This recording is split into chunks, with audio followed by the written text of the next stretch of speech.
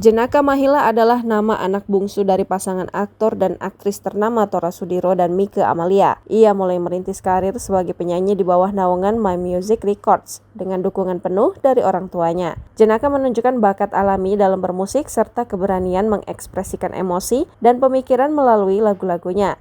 Sukses merilis single pertamanya, Peace, Peace, Peace, dan disusul dengan EP perdana berjudul Jenaka Mahila pada tahun 2023. EP ini menampilkan beragam tema yang membangkitkan semangat dalam setiap lagunya seperti Hari Senin, Ibu Pintu Surgaku, Peace, Peace, Peace, Hati-Hati, Ayo Kita Menabung, dan Jangan Lupa Berdoa melalui Teman Sejati. Jenaka membuktikan dengan kedewasaan musikal dan kedalaman emosional yang semakin berkembang di setiap langkah karirnya. Teman Sejati bisa didengar di seluruh platform musik digital mulai 20 Juni 2025.